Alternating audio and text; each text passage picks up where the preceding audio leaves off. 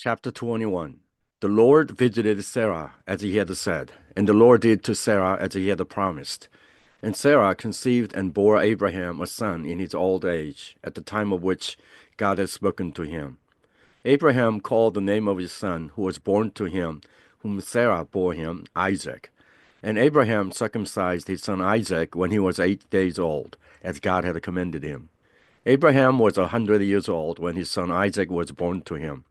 And Sarah said, God has made laughter for me. Everyone who hears will laugh over me.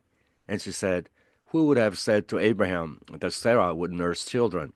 Yet I have borne him a son in his old age. And the child grew and was weaned. And Abraham made a great feast on the day that Isaac was weaned.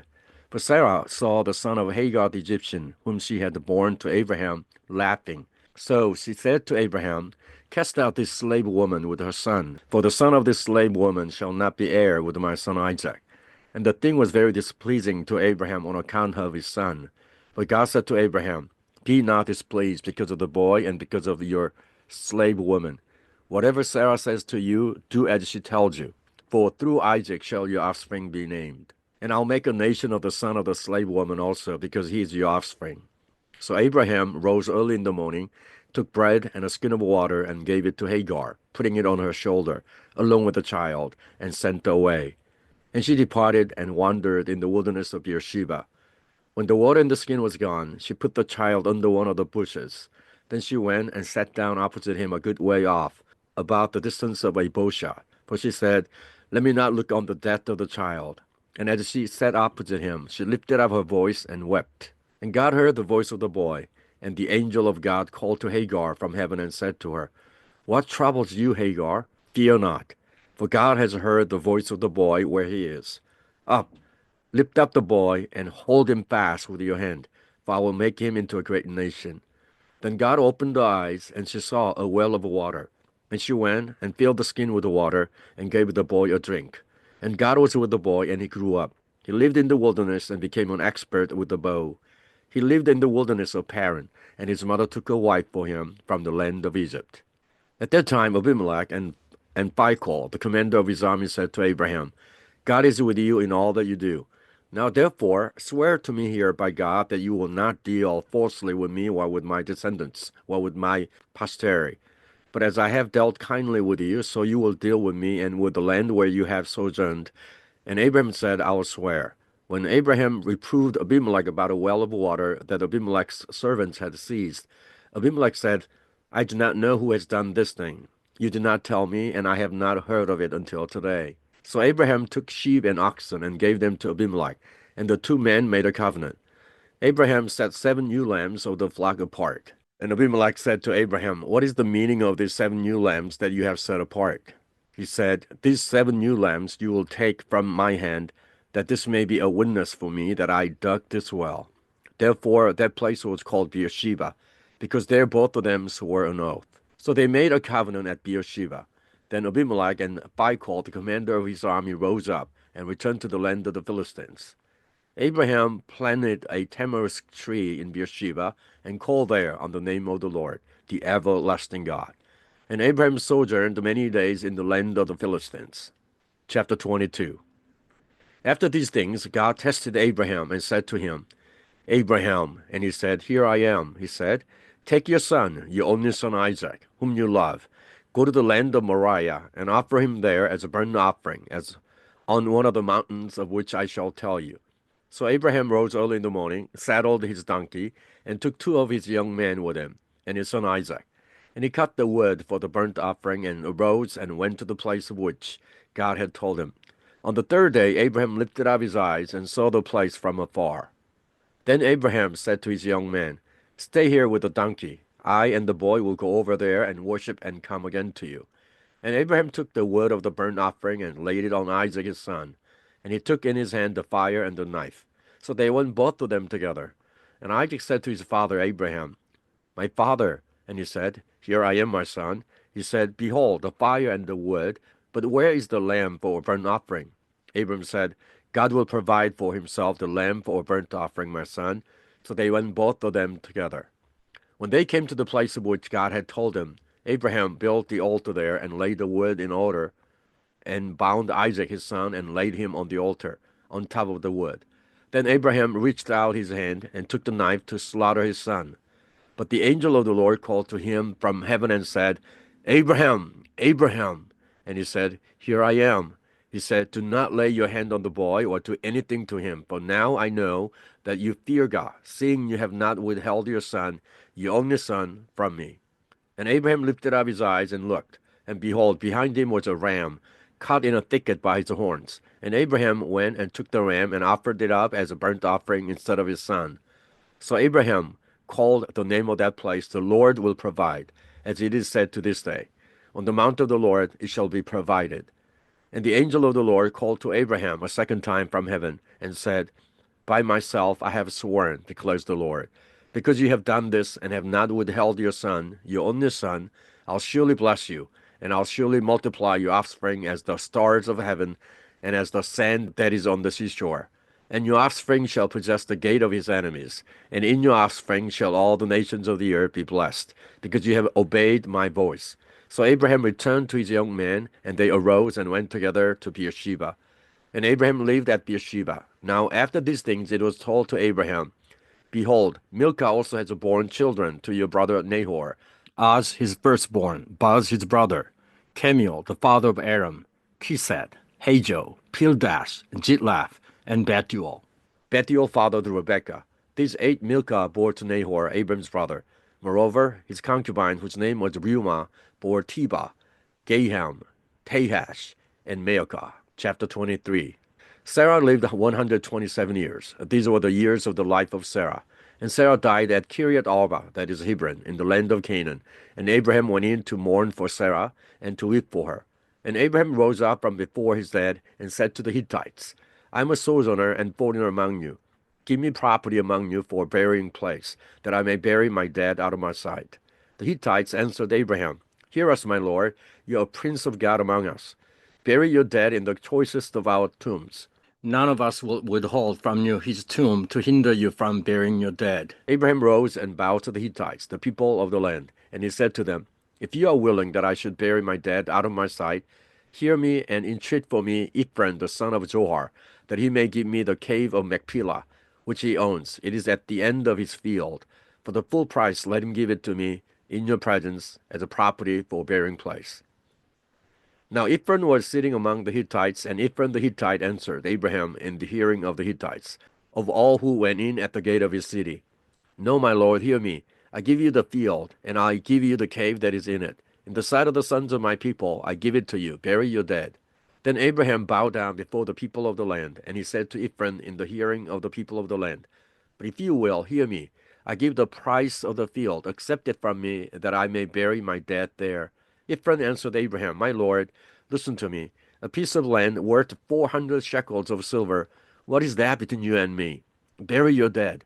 Abraham listened to Ephron, and Abraham weighed out for Ephron the silver that he had named in the hearing of the Hittites, 400 shekels of silver, according to the weights current among the merchants.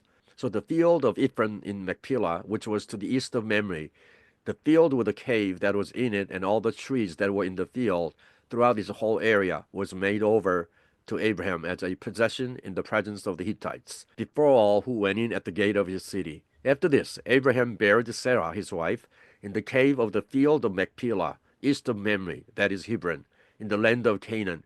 The field and the cave that is in it were made over to Abraham as a property for a burying place by the Hittites. Chapter 24. Now Abraham was old, well advanced in years, and the Lord had blessed Abraham in all things. And Abraham said to his servant, the oldest of his household, who had charge of all that he had, Put your hand under my thigh, that I may make you swear by the Lord, the God of heaven and God of the earth, that you will not take a wife for my son from the daughters of the Canaanites, among whom I dwell, but will go to my country and to my kindred, and take a wife for my son Isaac. The servant said to him, Perhaps the woman may not be willing to follow me to this land. Must I then take your son back to the land from which you came? Abraham said to him, See to it that you do not take my son back there.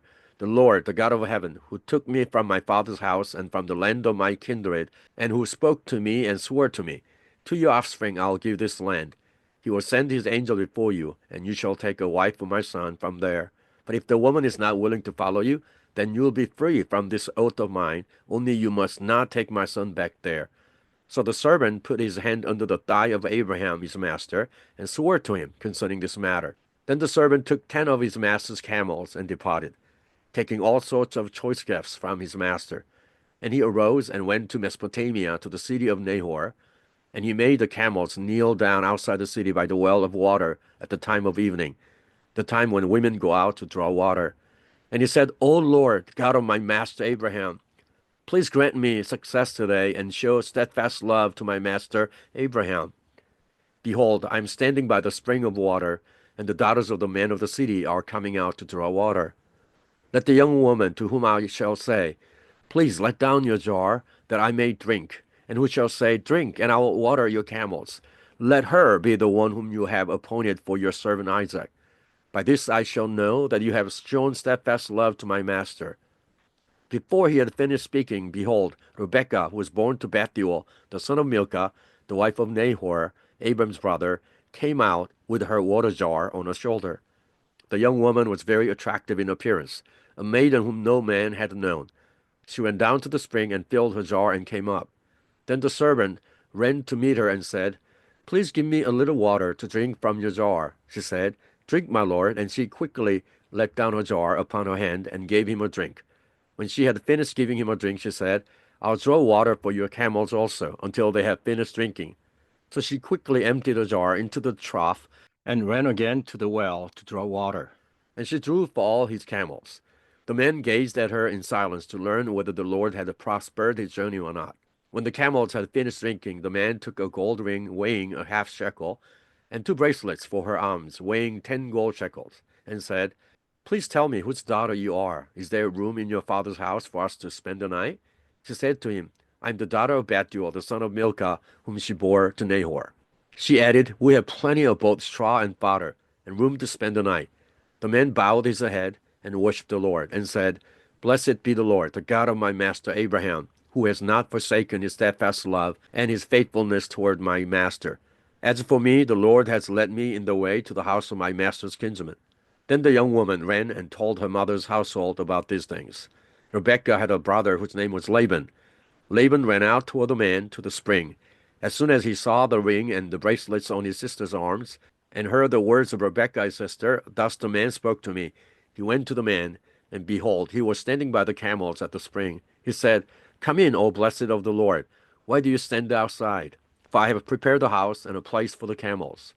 So the man came to the house and unharnessed the camels, and gave straw and fodder to the camels. And there was water to wash his feet and the feet of the men who were with him. Then food was set before him to eat. But he said, I will not eat until I have said what I have to say. He said, speak on. So he said, I am Abraham's servant. The Lord has greatly blessed my master, and he has become great. He has given him flocks and herds, silver and gold, male servants and female servants, camels and donkeys. And Sarah, my master's wife, bore a son to my master when she was old, and to him he has given all that he has. My master made me swear, saying, you shall not take a wife for my son from the daughters of the Canaanites, in whose land I dwell, but you shall go to my father's house and to my clan, and take a wife for my son. I said to my master, perhaps the woman will not follow me. But he said to me, the Lord, before whom I have walked, will send his angel with you and prosper your way. You shall take a wife for my son from my clan and from my father's house. Then you will be free from my oath when you come to my clan, and if they will not give her to you, you will be free from my oath. I came today to the spring and said, O Lord, the God of my master Abraham, if now you are prospering the way that I go, behold, I am standing by the spring of water. Let the virgin who comes out to draw water, to whom I shall say, please give me a little water from your jar to drink, and who will say to me, drink, and I will draw for your camels also. Let her be the woman whom the Lord has appointed for my master's son. Before I had finished speaking in my heart, behold, Rebekah came out with a water jar on her shoulder, and she went down to the spring and drew water.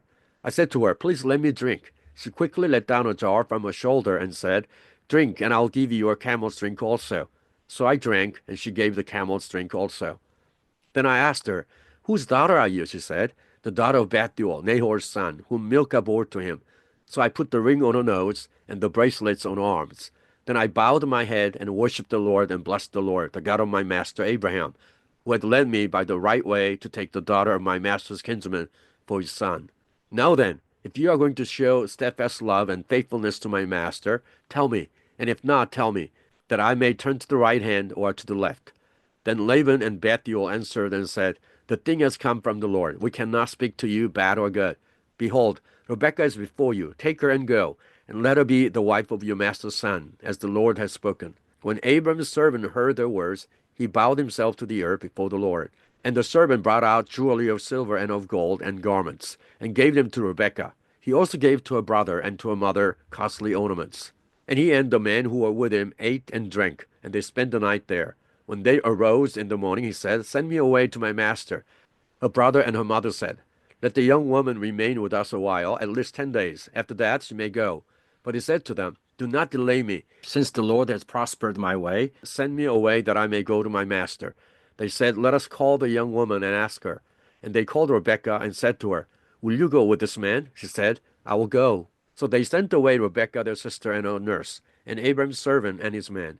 And they blessed Rebekah and said to her, Our sister, may you become thousands of 10,000s, and may your offspring possess the gate of those who hate him. Then Rebekah and her young women arose and rode on the camels and followed the man. Thus the servant took Rebekah and went his way. Now Isaac had returned from Beer Lahairoi and was dwelling in the Negev. And Isaac went out to meditate in the field toward evening. And he lifted up his eyes and saw, and behold, there were camels coming.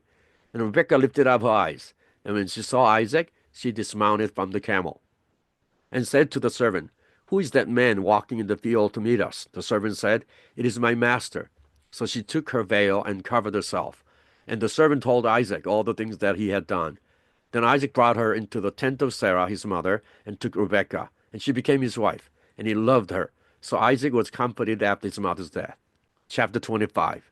Abram took another wife, whose name was Keturah. She bore him Zimran, Jokshan, Midian, Ishbak, and Shua.